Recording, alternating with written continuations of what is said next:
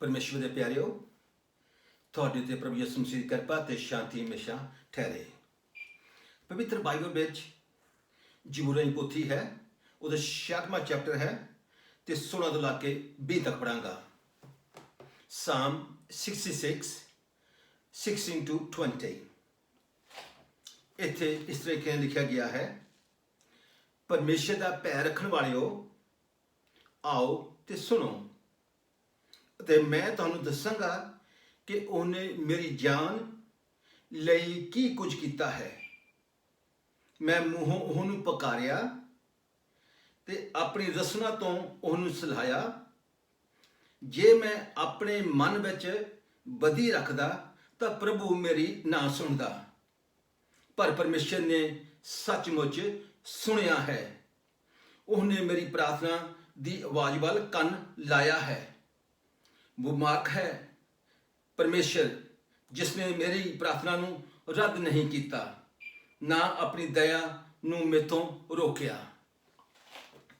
ये सी परमेश्वर का कलाम। जो अज का कलाम है, अज का जो विषय है, मेरे कलाम का विषय जो है वो ये है कि पिता परमेश्वर हर एक दी दुआ नूं सुनता है ते वो अपनी मर्जी अनुसार दुआवां दा जवाब भी दिंदा है। बाइबल दसदी है, यहोवा प्रार्थना दे सुनने वाले परमेश्वर सारे बशर तेरे कोल आउणगे। साडा वो परमेश्वर है जिहदे कोल हर कोई लोकी आ सकते हैं अपनियां दुआवां लैकर। इसलिए मसीहां नूं सदा प्रार्थना करन विच लग्या रहना चाहिए है, कदी भी सुस्ती नहीं करनी चाहिए, क्यों जो प्रभु दियां अखियां धर्मियां उत्ते ते ओहदे कंन उन्हां दी दुहाई वल लगे हुए हैं। फिर सानू उसदे विच विश्वास रखते हुए बड़ी दलेरी नाल ओहदे कोल जाना है। प्रभु यीशु ने कहा है कि तुसी मेरा नाम लैके जो कुछ तुसी मंगोगे मैं सोई करांगा, तां जो पुत्र विच पिता दी वडियाई होवे, जिसने सानू अज तक जिंदा रखिया है ते साडे पैरां नूं तलकण तो बचा के रखिया होया है। पहला बाबत दसदी है कि तुसी उसदे राज नूं भालो, फिर बाकी दियां सारियां वस्तां तुहानूं दित्तियां जाणगियां। कि तुसी प्रभु यीशु मसीह नूं अपना मुक्तिदाता कबूल किया होया है, ਜਾਂ ਤੁਸੀਂ स्वर्ग दे राज दे भागी बने हुए हो। जे नहीं बने तो तुहानू मुक्तिदाता प्रभु यीशु मसीह नूं स्वीकार करन दी लोड़ है अपनी जिंदगी दे विच। फिर जिहड़ी चीज़ तुसी मंगदे हो, कि तुहाडा विश्वास है कि जिहड़ी चीज़ अज मैं परमेश्वर दे कोलों मंगी है वो मैनूं जरूर मिल जाएगी। दूजे शब्दां विच मैं ये कह सकता हाँ कि जदों आपां प्रार्थना करके हटदे हाँ ते अपनी प्रार्थना जो आपां इन्हां बुल्लां नाल बोले हुंदे हन या प्रार्थना कीती हुंदी होई है, उहदे विच कोई शक नहीं करनी चाहिए। जो तुहाडी प्रार्थनावां हन वो परमेश्वर दे जलाल वास्ते ते परमेश्वर दी वडियाई वास्ते होणियां चाहीदियां हन। परमेश्वर कदी भी अपने आप लई अपने कोलों अपनी वडियाई नहीं लैंदा। परमेश्वर कभी भी अपनी वडियाई नहीं करता अपने वास्ते, बल्कि उसने इंसान नूं बनाया हुआ है कि वो उसकी वडियाई कर सकन, क्योंकि उसने सानू अपनी शक्ल ते बनाया हुआ है। किहो जिहियां प्रार्थनावां हन जो साडियां सुनियां नहीं जांदियां। वो प्रार्थनावां वो हन जिहड़े बोल कुछ कहंदे हन ते जो साडा जीवन है वो कुछ फर्क है। साडा जीवन ते साडे बुल या साडा दिल या साडे बुल एक दूजे नाल सहमत नहीं हुंदे। असीं सोचां होर कुछ सोचदे हुंदे हां, मूंहों होर कुछ बोल रहे हुंदे हां। ते इहो जी प्रार्थनावां साडे प्रभु यीशु मसीह पिता परमेश्वर नहीं सुनेगा। जां जे दो रास्ते उपर चलदे हन, परमेश्वर उन्हां दी आवाज़ नहीं सुनेगा ते ना ही उन्हां दी प्रार्थना सुनी जाएगी। फिर जो दो चिट्टे हैं उन्होंने भी प्रार्थना कभी सुनी नहीं जाती, ਚਾਹੇ ਆਪਾਂ ਕਿਹੋ ਜਿਹੇ ਵੀ ਇਨਸਾਨ ਹੋਈਏ, ਜੇ ਆਪਾਂ ਚੁਗਲੀ ਕਰਨ ਵਾਲੇ ਇਨਸਾਨ ਹਾਂ, ਧੋਖੇਬਾਜ਼ੀ ਕਰਨ ਵਾਲੇ ਇਨਸਾਨ ਹਾਂ, ਗਾਲਾਂ ਕੱਢਣ ਵਾਲੇ ਇਨਸਾਨ ਹਾਂ, ਮੂੰਹੋਂ ਵਿੱਚੋਂ ਮੰਦਾ ਬੋਲਣ ਵਾਲੇ ਇਨਸਾਨ ਹਾਂ, ਇਹੋ ਜਿਹੇ ਹੋਰ ਵੀ ਬਹੁਤ ਸਾਰੇ ਪਾਪ ਹਨ ਜੋ ਸਾਡੀ ਪ੍ਰਾਰਥਨਾ ਨੂੰ ਰੋਕਦੇ ਹਨ, ਰੁਕਾਵਟ ਬਣਾਉਂਦੇ ਹਨ। ਫਿਰ ਆਪਣੇ ਬਹੁਤ ਸਾਰੇ ਪਾਪ ਹਨ। ਕਦੀ ਜੋ ਅਸੀਂ ਪਾਪ ਕਰਦੇ ਹਾਂ, ਸਾਡਾ ਸੁਭਾਅ ਪਿਤਾ ਪਰਮੇਸ਼ਰ ਨਾਲ ਕਦੀ ਮਿਲਦਾ ਨਹੀਂ ਹੁੰਦਾ। ਇਹ ਵੀ ਇੱਕ ਪਾਪ ਹੈ ਤੇ ਸਾਨੂੰ ਪ੍ਰਭੂ ਯਿਸੂ ਮਸੀਹ ਦੇ ਸੁਭਾਅ ਵਿੱਚ ਬਦਲਣ ਦੀ ਲੋੜ ਹੈ। ਪਰਮੇਸ਼ਰ ਪਵਿੱਤਰ ਹੈ ਤੇ ਸਾਨੂੰ ਵੀ ਪਵਿੱਤਰ ਆਤਮਾ ਦੇ ਰਾਹੀਂ ਦੁਆ ਕਰਨ ਦੀ ਲੋੜ ਹੈ ਤੇ ਪਰਮੇਸ਼ਰ ਸਾਨੂੰ ਆਪਣੀ ਨਜ਼ਰ ਵਿੱਚ ਦੇਖ ਸਕੇ। ਪਾਪ ਕੀ ਹੈ ਜੋ ਸਾਨੂੰ ਪਰਮੇਸ਼ਰ ਦੀ ਹਜ਼ੂਰ ਵਿੱਚੋਂ ਜਾਣ ਨੂੰ ਰੋਕਦਾ ਹੈ? ਪਾਪ ਹੀ ਹੈ ਜੋ ਸਾਨੂੰ ਪਰਮੇਸ਼ਰ ਦੀ ਹਜ਼ੂਰੀ ਵਿੱਚ ਜਾਣ ਨੂੰ ਰੋਕਦਾ ਹੈ। ਪਾਪ ਹੀ ਹੈ ਜਿਸ ਦੇ ਕਾਰਨ ਸਾਡੀਆਂ ਪ੍ਰਾਰਥਨਾਵਾਂ ਨਹੀਂ ਸੁਣੀਆਂ ਜਾਂਦੀਆਂ। ਮਸੀਹੋ, ਪਾਪਾਂ ਨੂੰ ਨਫ਼ਰਤ ਕਰੋ ਅਤੇ ਪਰਮੇਸ਼ਰ ਅੱਗੇ ਬੇਨਤੀ ਕਰੋ ਤਾਂ ਕਿ ਤੁਹਾਨੂੰ ਉਹ ਪਾਪਾਂ ਤੋਂ ਆਜ਼ਾਦ ਕਰ ਸਕੇ। ਪਵਿੱਤਰਤਾ ਵਾਲਾ ਜੀਵਨ ਕੱਟੋ ਤੇ ਪਵਿੱਤਰ ਆਤਮਾ ਦੀ ਅਗਵਾਈ ਨਾਲ ਚੱਲੋ। ਸੱਚੇ ਦਿਲ ਨਾਲ ਤੇ ਸੱਚੇ ਇਰਾਦੇ ਨਾਲ ਸਾਨੂੰ ਪਰਮੇਸ਼ਰ ਦੇ ਕੋਲੋਂ ਮੰਗਣਾ ਚਾਹੀਦਾ ਹੈ। ਪਵਿੱਤਰ ਬੁੱਲ ਹੋਣੇ ਚਾਹੀਦੇ ਹਨ ਤੇ ਪਵਿੱਤਰ ਸ਼ਬਦਾਂ ਨਾਲ ਆਪਾਂ ਪਰਮੇਸ਼ਰ ਦੇ ਕੋਲੋਂ ਚੀਜ਼ਾਂ ਮੰਗਣੀਆਂ ਹਨ ਤਾਂ ਕਿ ਉਹਨੂੰ ਜੋ ਮਨ ਪਾਉਂਦੀਆਂ ਹਨ ਅਸੀਂ ਉਹੀ ਚੀਜ਼ਾਂ ਮੰਗਣੀਆਂ ਹਨ। ਇਨਸਾਨਾਂ ਨੂੰ ਆਪਾਂ ਖੁਸ਼ ਨਹੀਂ ਕਰਨਾ ਕਿ ਅਸੀਂ ਲੰਬੀਆਂ ਪ੍ਰਾਰਥਨਾ ਕਰੀਏ, ਸੋਹਣੇ ਸ਼ਬਦ ਬੋਲ ਕੇ ਅਸੀਂ ਉਹਨਾਂ ਨੂੰ ਸੁਣਾਈਏ, ਪਰ ਇਹ ਪਰਮੇਸ਼ਰ ਨਹੀਂ ਇਹ ਵਿੱਚ ਖੁਸ਼ ਹੁੰਦਾ, ਬਲਕਿ ਅਸੀਂ ਪਰਮੇਸ਼ਰ ਨੂੰ ਖੁਸ਼ ਕਰਨਾ ਹੈ। ਕਿਉਂਕਿ ਪਰਮੇਸ਼ਰ ਪਵਿੱਤਰ ਹੈ, ਅਸੀਂ ਪਵਿੱਤਰ ਆਤਮਾ ਦੀ ਭਰਪੂਰੀ ਨਾਲ ਪ੍ਰਾਰਥਨਾ ਕਰਨੀ ਹੈ ਤੇ ਪਵਿੱਤਰ ਆਤਮਾ ਅਗਵਾਈ ਨਾਲ ਪ੍ਰਾਰਥਨਾ ਕਰਨੀ ਹੈ। ਇਹੋ ਜਿਹੀਆਂ ਪ੍ਰਾਰਥਨਾ ਸੁਣੀਆਂ ਜਾਣਗੀਆਂ ਜਦੋਂ ਆਪਾਂ ਸੱਚੇ ਦਿਲ ਦੇ ਨਾਲ ਪਰਮੇਸ਼ਰ ਦੀ ਵਡਿਆਈ ਵਾਸਤੇ ਤੇ ਪਵਿੱਤਰ ਆਤਮਾ ਦੀ ਭਰਪੂਰੀ ਨਾਲ ਜਦੋਂ ਆਪਾਂ ਪ੍ਰਾਰਥਨਾ ਕਰਦੇ ਹਾਂ, ਉਹ ਪ੍ਰਾਰਥਨਾ ਸੁਣੀਆਂ ਜਾਂਦੀਆਂ ਹਨ। ਜਿਨ੍ਹਾਂ ਦੇ ਦਿਲ ਸਾਫ਼ ਹਨ, ਜਿਨ੍ਹਾਂ ਦੇ ਮਨ ਸਾਫ਼ ਹਨ, ਜਿਨ੍ਹਾਂ ਦੇ ਸ਼ਬਦ ਪਵਿੱਤਰ ਹਨ, ਉਹਨਾਂ ਦੀਆਂ ਪ੍ਰਾਰਥਨਾ ਸੁਣੀਆਂ ਜਾਂਦੀਆਂ ਹਨ। ਜਿਹੜੇ ਦਿਨ ਪਰ ਦਿਨ ਪ੍ਰਭੂ ਯਿਸੂ ਮਸੀਹ ਵਰਗੇ ਬਣਦੇ ਜਾਂਦੇ ਹਨ, ਜੋ ਪ੍ਰਭੂ ਯਿਸੂ ਮਸੀਹ ਦੇ ਸੁਭਾਅ ਨੂੰ ਪਹਿਨਦੇ ਜਾਂਦੇ ਹਨ, ਉਹਨਾਂ ਦੀਆਂ ਪ੍ਰਾਰਥਨਾ ਸੁਣੀਆਂ ਜਾਂਦੀਆਂ ਹਨ।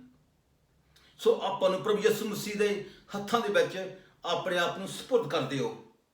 ਪ੍ਰਭੂ ਯਿਸੂ ਮਸੀਹ ਨੇ ਕਿਹਾ ਹੈ ਕਿ ਫਿਰ ਵੀ ਮੇਰੀ ਮਰਜ਼ੀ ਪੂਰੀ ਨਾ ਹੋਵੇ। ਹੁਣ ਪਰਮੇਸ਼ਰ ਨੇ ਦੁਆ ਕੀਤੀ ਕਿ ਪਿਤਾ ਪਰਮੇਸ਼ਰ, ਮੇਰੀ ਮਰਜ਼ੀ ਪੂਰੀ ਨਾ ਹੋਵੇ ਬਲਕਿ ਤੇਰੀ ਹੀ ਮਰਜ਼ੀ ਪੂਰੀ ਹੋਵੇ। ਸਾਨੂੰ ਵੀ ਇਹੋ ਜਿਹਾ ਸ਼ਬਦ ਪ੍ਰਾਰਥਨਾ ਵਿੱਚ ਬੋਲਣ ਦੀ ਲੋੜ ਹੈ। ਕਦੀ ਸਾਡੇ ਦਿਲਾਂ ਵਿੱਚ ਸੋਚਾਂ ਆਉਣ ਲੱਗ ਪੈਂਦੀਆਂ ਹਨ ਕਿ ਪਰਮੇਸ਼ਰ ਸਾਡੀ ਪ੍ਰਾਰਥਨਾ ਨਹੀਂ ਸੁਣਦਾ, ਪਰਮੇਸ਼ਰ ਸਾਡੀ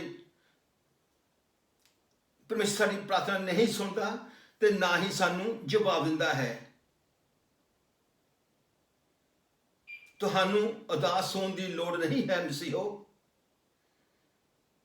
ਸ਼ਾਇਦ ਜਿੱਦਾਂ ਤੁਸੀਂ ਚਾਹੁੰਦੇ ਹੋ ਕਿ ਤੁਹਾਨੂੰ ਪ੍ਰਾਰਥਨਾ ਜਵਾਬ ਮਿਲੇ, ਉਸੇ ਤਰੀਕੇ ਨਾਲ ਪਰਮੇਸ਼ਰ ਨੂੰ ਮਨਜ਼ੂਰ ਨਹੀਂ ਹੈ। ਇਸ ਲਈ ਤੁਹਾਡੀ ਪ੍ਰਾਰਥਨਾ ਜਵਾਬ ਜਿੱਦਾਂ ਤੁਸੀਂ ਚਾਹੁੰਦੇ ਹੋ ਉਸ ਤਰੀਕੇ ਤੁਹਾਨੂੰ ਨਹੀਂ ਮਿਲ ਰਿਹਾ। ਆਪਣਾ ਪਿਤਾ ਪਰਮੇਸ਼ਵਰ ਜਵਾਬ ਤੇ ਪ੍ਰਾਰਥਨਾ ਨੂੰ ਸੁਣਨ ਵਾਲਾ ਪਰਮੇਸ਼ਵਰ ਹੈ। ਉਸ ਦੇ ਉੱਤੇ ਵਿਸ਼ਵਾਸ ਰੱਖੋ। ਤੁਸੀਂ ਅੱਜ ਅਬਰਾਹਮ ਨੂੰ ਪੁੱਛ ਸਕਦੇ ਹੋ ਕਿ ਪਿਤਾ ਪਰਮੇਸ਼ਰ ਪ੍ਰਾਰਥਨਾ ਜਵਾਬ ਦਿੰਦਾ ਹੈ ਜਾਂ ਕਿ ਨਹੀਂ। ਤੁਸੀਂ ਅੱਜ ਇਸਾਈਕ ਨੂੰ ਪੁੱਛ ਸਕਦੇ ਹੋ ਕਿ ਪਿਤਾ ਪਰਮੇਸ਼ਰ ਜਵਾਬ ਦਿੰਦਾ ਹੈ ਜਾਂ ਕਿ ਨਹੀਂ। ਤੁਸੀਂ ਡੈਨੀਅਲ ਨੂੰ ਪੁੱਛ ਸਕਦੇ ਹੋ, ਤੁਸੀਂ ਮਲਾਖੀ ਨੂੰ ਪੁੱਛ ਸਕਦੇ ਹੋ, ਤੁਸੀਂ ਜਰਮਾਇਆ ਨੂੰ ਪੁੱਛ ਸਕਦੇ ਹੋ, ਤੁਸੀਂ ਜ਼ਕਰੀਆ ਨੂੰ ਪੁੱਛ ਸਕਦੇ ਹੋ, ਤੁਸੀਂ ਓਬਦੀਯਾਹ ਨੂੰ ਪੁੱਛ ਸਕਦੇ ਹੋ ਤੇ ਤੁਸੀਂ ਪ੍ਰਭੂ ਯਿਸੂ ਮਸੀਹ ਨੂੰ ਪੁੱਛ ਸਕਦੇ ਹੋ। ਤੁਸੀਂ ਅੱਜ ਪਤਰਸ ਨੂੰ ਤੇ ਬਾਕੀ ਦੇ ਚੇਲਿਆਂ ਨੂੰ ਵੀ ਪੁੱਛ ਸਕਦੇ ਹੋ। ਤੁਸੀਂ ਅੱਜ ਪੌਲ ਰਸੂਲ ਨੂੰ ਵੀ ਪੁੱਛ ਸਕਦੇ ਹੋ ਕਿ ਪਰਮੇਸ਼ਰ ਦੁਆਵਾਂ ਦੇਣ ਵਾਲਾ, ਪ੍ਰਾਰਥਨਾ ਦਾ ਸੁਣਨ ਵਾਲਾ ਤੇ ਜਵਾਬ ਦੇਣ ਵਾਲਾ ਪਰਮੇਸ਼ਰ ਇਹੋ ਹੀ ਹੈ। ਉਹਨਾਂ ਦਾ ਜਵਾਬ ਕੀ ਹੋਵੇਗਾ? ਉਹਨਾਂ ਦਾ ਜਵਾਬ ਇਹੋ ਹੀ ਹੋਵੇਗਾ ਕਿ ਯੈਸ, ਹਾਂ ਉਹ ਜਵਾਬ ਦਿੰਦਾ ਹੈ ਤੇ ਉਹ ਸੁਣਦਾ ਵੀ ਹੈ। ਜੇਕਰ ਇਸ ਰਾਮਦਿਆਲ ਨੂੰ ਅੱਜ ਪੁੱਛੋ, ਤੁਸੀਂ ਅੱਜ ਰਾਮਦਿਆਲ ਨੂੰ ਵੀ ਪੁੱਛ ਸਕਦੇ ਹੋ ਕਿ ਤੇਰਾ ਪਰਮੇਸ਼ਰ ਆਵਾਜ਼ ਤੇਰੀ ਸੁਣਦਾ ਹੈ, ਆਵਾਜ਼ ਸੁਣ ਕੇ ਜਵਾਬ ਦਿੰਦਾ ਹੈ। ਮੇਰਾ ਜਵਾਬ ਵੀ ਇਹਨਾਂ ਨਬੀਆਂ ਨਾਲ, ਇਹਨਾਂ ਚੇਲਿਆਂ ਨਾਲ ਹੋਵੇਗਾ, ਯੈਸ, ਮੇਰਾ ਪਰਮੇਸ਼ਰ ਸਾਨੂੰ ਸਾਡੀ ਪ੍ਰਾਰਥਨਾ ਦਾ ਜਵਾਬ ਦਿੰਦਾ ਹੈ। ਇਹਨਾਂ ਸਾਰਿਆਂ ਦਾ ਜਵਾਬ ਯੈਸ ਹੋਵੇਗਾ। ਪਿਤਾ ਪਰਮੇਸ਼ਰ ਪ੍ਰਾਰਥਨਾ ਸੁਣਦਾ ਤੇ ਜਵਾਬ ਦਿੰਦਾ ਹੈ। ਤੁਹਾਡਾ ਵਿਸ਼ਵਾਸ ਪੱਕਾ ਹੋਣਾ ਚਾਹੀਦਾ ਹੈ ਪਿਤਾ ਪਰਮੇਸ਼ਰ ਉੱਤੇ। ਵਿਸ਼ਵਾਸ ਕਰੋ, ਜੋ ਕੁਝ ਪ੍ਰਭੂ ਯਿਸੂ ਮਸੀਹ ਦੇ ਨਾਮ ਵਿੱਚ ਤੁਸੀਂ ਮੰਗਦੇ ਹੋ ਉਹ ਤੁਹਾਨੂੰ ਜ਼ਰੂਰ ਮਿਲ ਜਾਵੇਗਾ, ਤਾਂ ਕਿ ਪਿਤਾ ਪਰਮੇਸ਼ਰ ਦੀ ਉਸ ਦੇ ਵਿੱਚ ਵਡਿਆਈ ਹੋ ਸਕੇ। ਪਿਤਾ ਪਰਮੇਸ਼ਰ ਤੁਹਾਡੇ ਨਾਲ ਕਦੀ ਗੁੱਸੇ ਨਹੀਂ ਹੁੰਦਾ। ਬੇਸ਼ੱਕ ਤੁਸੀਂ ਉਸ ਨੂੰ ਉਦਾਸ ਕਰ ਦਿੰਦੇ ਹੋ, ਉਸ ਦੇ ਕੰਨ ਅੱਜ ਵੀ ਤੁਹਾਡੀ ਪ੍ਰਾਰਥਨਾ ਨੂੰ ਸੁਣਨ ਲਈ ਖੁੱਲ੍ਹੇ ਹਨ। ਉਹ ਅੱਜ ਵੀ ਤੁਹਾਡੀ ਆਵਾਜ਼ ਨੂੰ ਸੁਣਨਾ ਚਾਹੁੰਦਾ ਹੈ। ਉਹਨੇ ਆਪਣੇ ਕੰਨ ਕਦੀ ਬੰਦ ਨਹੀਂ ਕੀਤੇ। ਇਹ ਪਰਮੇਸ਼ਰ ਦੀ ਕਿਰਪਾ ਤੇ ਇਹੀ ਪਰਮੇਸ਼ਰ ਦੀ ਦਇਆ ਹੈ ਜੋ ਸਾਡੇ ਉੱਪਰ ਹੋਈ ਹੈ ਕਿ ਉਹ ਸਾਡੀਆਂ ਦੁਆਵਾਂ ਨੂੰ ਸੁਣਦਾ ਹੈ ਤੇ ਜਵਾਬ ਵੀ ਦਿੰਦਾ ਹੈ। ਜਦੋਂ ਮੈਂ ਆਪਣੇ ਭੈਣਾਂ ਭਰਾਵਾਂ ਦੀਆਂ ਗਵਾਹੀਆਂ ਸੁਣਦਾ ਹਾਂ, ਜੋ ਪਰਮੇਸ਼ਰ ਨੇ ਉਹਨਾਂ ਦੀਆਂ ਪ੍ਰਾਰਥਨਾ ਦਾ ਜਵਾਬ ਕਿਸ ਤਰੀਕੇ ਨਾਲ ਦਿੱਤਾ ਹੋਇਆ ਹੈ ਤੇ ਕਿੱਦਾਂ ਵੱਡੇ ਚਮਤਕਾਰ ਉਸਨੇ ਕੀਤੇ ਹੋਏ ਹਨ ਉਹਨਾਂ ਦੀ ਜ਼ਿੰਦਗੀ ਦੇ ਵਿੱਚ, ਪਰਮੇਸ਼ਰ ਨੇ ਉਹਨਾਂ ਨੂੰ ਕਿਸ ਤਰੀਕੇ ਨਾਲ ਬਦਲਿਆ ਹੋਇਆ ਹੈ, ਕਿੱਦਾਂ ਉਹਨਾਂ ਨੂੰ ਚੰਗਿਆਈ ਮਿਲੀ ਹੋਈ ਹੈ, ਕਿੱਦਾਂ ਦੁੱਖਾਂ ਤੇ ਮੁਸੀਬਤਾਂ ਵਿੱਚੋਂ ਬਾਹਰ ਕੱਢਿਆ ਤੇ ਝੱਲਣ ਦੀ ਤਾਕਤ ਦਿੱਤੀ, ਕਿੱਦਾਂ ਪਰਮੇਸ਼ਰ ਨੇ ਉਹਨਾਂ ਨੂੰ ਸੋਹਣੀਆਂ ਜੋਬਾਂ ਨਾਲ ਬਰਕਤ ਦਿੱਤੀ ਹੋਈ ਹੈ, ਕਿੱਦਾਂ ਪਰਮੇਸ਼ਰ ਨੇ ਬੱਚਿਆਂ ਦੇ ਨਾਲ ਬਰਕਤ ਦਿੱਤੀ ਹੋਈ ਹੈ ਜੋ ਬੰਜਰ ਔਰਤਾਂ ਸਨ। ਇਹੋ ਜਿਹੀਆਂ ਗਵਾਹੀਆਂ ਸੁਣ ਕੇ ਮੇਰਾ ਦਿਲ ਖੁਸ਼ ਹੋ ਜਾਂਦਾ ਹੈ, ਮੇਰਾ ਦਿਲ ਖੁਸ਼ੀ ਨਾਲ ਭਰ ਜਾਂਦਾ ਹੈ ਤੇ ਪਵਿੱਤਰ ਪਰਮੇਸ਼ਰ ਦੀ ਮੈਂ ਵਡਿਆਈ ਕਰਨ ਲੱਗ ਪੈਂਦਾ ਹਾਂ। ਖਰੇ ਦਿਹਾੜੀ ਵਿੱਚ ਮੈਂ ਕਿੰਨੀ ਵਾਰੀ ਪਰਮੇਸ਼ਰ ਦੀ ਵਡਿਆਈ ਕਰਦਾ ਹਾਂ ਜਦੋਂ ਮੈਂ ਇਹੋ ਜਿਹੀਆਂ ਗਵਾਹੀਆਂ ਲੋਕਾਂ ਦੀ ਸੁਣਦੀਆਂ ਕਿ ਸਾਡਾ ਪਰਮੇਸ਼ਰ ਜਵਾਬ ਦੇਣ ਵਾਲਾ ਪਰਮੇਸ਼ਵਰ ਹੈ। ਤੇ ਇਹਨਾਂ ਗਵਾਹੀਆਂ ਨੂੰ ਸੁਣ ਕੇ ਮੇਰਾ ਵਿਸ਼ਵਾਸ ਪਰਮੇਸ਼ਰ ਵਿੱਚ ਹੋਰ ਵੀ ਵੱਧ ਜਾਂਦਾ ਹੈ। ਵਿਸ਼ਵਾਸ ਸੁਣਨਾ ਮਸੀਹ ਦੇ ਵਚਨ ਤੋਂ ਹੀ ਮਿਲਦਾ ਹੈ। ਸੋ ਜਿੰਨੀਆਂ ਵੀ ਤੁਸੀਂ ਜ਼ਿਆਦੀਆਂ ਗਵਾਹੀਆਂ ਸੁਣੋਗੇ ਉਨਾ ਹੀ ਤੁਹਾਡਾ ਵਿਸ਼ਵਾਸ ਪਰਮੇਸ਼ਰ ਵਿੱਚ ਅੱਗੇ ਵਧੇਗਾ। ਪਿਤਾ ਪਰਮੇਸ਼ਰ ਮੇਰੀ ਜ਼ਿੰਦਗੀ ਵਿੱਚ ਵੀ ਬਹੁਤ ਵੱਡੇ ਕੰਮ ਕੀਤੇ ਹੋਏ ਹਨ, ਬਹੁਤ ਵੱਡੇ ਉਸਨੇ ਚਮਤਕਾਰ ਕੀਤੇ ਹੋਏ ਹਨ ਮੇਰੀ ਜ਼ਿੰਦਗੀ ਵਿੱਚ ਵੀ। ਹੁਣ ਤੱਕ ਮੇਰੀਆਂ ਸਾਰੀਆਂ ਜ਼ਰੂਰਤਾਂ ਨੂੰ ਮੇਰਾ ਪਿਤਾ ਪਰਮੇਸ਼ਰ ਪੂਰੀਆਂ ਕਰਦਾ ਆਇਆ ਹੈ। ਮੇਰੇ ਸਿਰ ਦੇ ਉੱਪਰ ਉਸਨੇ ਛੱਤ ਰੱਖੀ ਹੋਈ ਹੈ। ਉਸਨੇ ਮੈਨੂੰ ਮੈਂਸ਼ਨ ਨਹੀਂ ਬਖਸ਼ੀ ਬਲਕਿ ਮੈਨੂੰ ਛੋਟਾ ਜਿਹਾ ਘਰ ਬਖਸ਼ਿਆ ਹੋਇਆ ਹੈ, ਜਿਸ ਘਰ ਵਿੱਚ ਮੈਂ ਬੜੇ ਆਰਾਮ ਦੇ ਨਾਲ ਰਹਿ ਸਕਦਾ ਹਾਂ, ਜਿਸ ਘਰ ਵਿੱਚ ਮੈਨੂੰ ਸ਼ਾਂਤੀ ਮਿਲਦੀ ਹੈ, ਕਿਉਂਕਿ ਸ਼ਾਂਤੀ ਦਾ ਰਾਜਕੁਮਾਰ ਪਰਮੇਸ਼ਰ ਇਸ ਘਰ ਦਾ ਮਾਲਕ ਹੈ। ਉਹ ਰੋਜ਼ਾਨਾ ਮੈਨੂੰ ਖਾਣ ਨੂੰ ਦਿੰਦਾ ਹੈ ਔਰ ਰੋਜ਼ਾਨਾ ਮੈਨੂੰ ਪਹਿਨਣ ਨੂੰ ਦਿੰਦਾ ਹੈ। ਮੈਨੂੰ ਕਿਸੇ ਚੀਜ਼ ਦੀ ਥੁੜ ਨਹੀਂ ਆਉਣ ਦਿੰਦਾ। ਇਸ ਛੋਟੇ ਜਿਹੇ ਘਰ ਦੇ ਵਿੱਚ ਉਸਨੇ ਆਲੇ ਦੁਆਲੇ ਆਪਣੇ ਦੂਤਾਂ ਦਾ ਪਹਿਰਾ ਲਗਾਇਆ ਹੋਇਆ ਹੈ। ਇਸ ਛੋਟੇ ਜਿਹੇ ਘਰ ਵਿੱਚ ਕਦੀ ਮੈਂ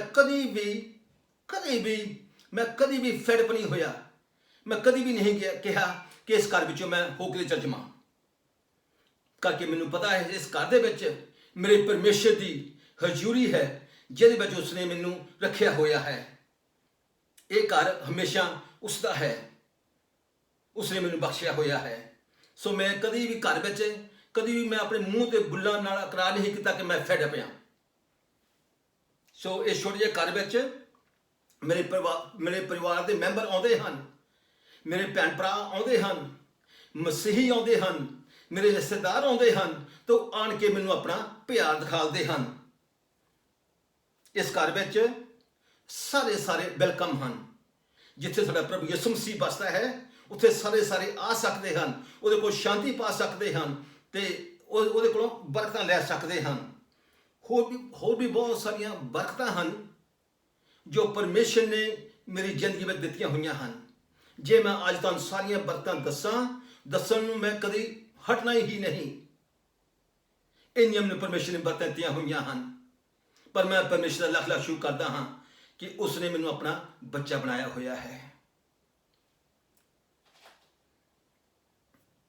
ਮੈਨੂੰ ਪਰਮੇਸ਼ਰ ਇੰਨਾ ਪਿਆਰ ਕਰਦਾ ਹੈ ਉਹ ਮੈਨੂੰ ਕਦੀ ਨਹੀਂ ਤਿਆਗੇਗਾ ਤੇ ਨਾ ਹੀ ਮੈਨੂੰ ਕਦੀ ਛੋੜੇਗਾ। ਕੀ ਤੁਸੀਂ ਇਸ ਪਰਮੇਸ਼ਰ ਨੂੰ ਤੁਸੀਂ ਪ੍ਰੇਮ ਕਰਦੇ ਹੋ, ਜਿਹਨੇ ਕਿਹਾ ਹੈ ਕਿ ਮੈਂ ਤੁਹਾਡੀਆਂ ਪ੍ਰਾਰਥਨਾ ਵੱਲ ਕੰਨ ਲਾਏ ਹੋਏ ਹਨ, ਮੈਂ ਤੁਹਾਡੀ ਦੁਹਾਈ ਨੂੰ ਸੁਣਨ ਨੂੰ ਹਮੇਸ਼ਾ ਤਿਆਰ ਹਾਂ। ਤੁਸੀਂ ਇਸ ਪਰਮੇਸ਼ਰ ਨੂੰ ਮੰਨੋ ਤਾਂ ਕਿ ਪਰਮੇਸ਼ਰ ਤੁਹਾਡੇ ਘਰਾਂ ਵਿੱਚ ਵੀ ਪਿਆਰ ਤੇ ਉਹਦੀ ਸ਼ਾਂਤੀ, ਉਹਦੀ ਹਜ਼ੂਰੀ ਹਮੇਸ਼ਾ ਤੁਹਾਡੇ ਘਰਾਂ ਵਿੱਚ ਰਹਿ ਸਕੇ। ਤੁਸੀਂ ਵੀ ਖੁਸ਼ ਹੋ ਕੇ ਪਰਮੇਸ਼ਰ ਮੂਹਰੇ ਆਪਣੀਆਂ ਦੁਆਵਾਂ ਤੇ ਆਪਣੀਆਂ ਪ੍ਰਾਰਥਨਾ ਕਰ ਸਕੋ, ਜਿੱਦਾਂ ਬਾਕੀ ਨਬੀਆਂ ਨੇ, ਰਾਜਿਆਂ ਨੇ ਤੇ ਚੇਲਿਆਂ ਨੇ ਤੇ ਪ੍ਰਭੂ ਯਿਸੂ ਮਸੀਹ ਨੇ ਦੁਆਵਾਂ ਕੀਤੀਆਂ ਤੇ ਉਹਨਾਂ ਦੀਆਂ ਦੁਆਵਾਂ ਸੁਣੀਆਂ ਗਈਆਂ। ਇੱਦਾਂ ਹੀ ਸਾਡਾ ਪਰਮੇਸ਼ਰ ਉਹੋ ਹੀ ਪਰਮੇਸ਼ਵਰ ਹੈ, ਉਹ ਵੀ ਸਾਡੀ ਵੀ ਦੁਆ ਅੱਜ ਸੁਣਦਾ ਹੈ ਤੇ ਸੁਣ ਕੇ ਤੁਹਾਨੂੰ ਆਰਾਮ ਬਖਸ਼ੇਗਾ ਤੇ ਤੁਹਾਡੀਆਂ ਜ਼ਿੰਦਗੀਆਂ ਤ੍ਰਿਪਤ ਹੋ ਜਾਣਗੀਆਂ ਤੇ ਤੁਸੀਂ ਉਹਦੇ ਕੋਲ ਸ਼ਕਤੀ ਪਾਓਗੇ। ਆਮੈਨ।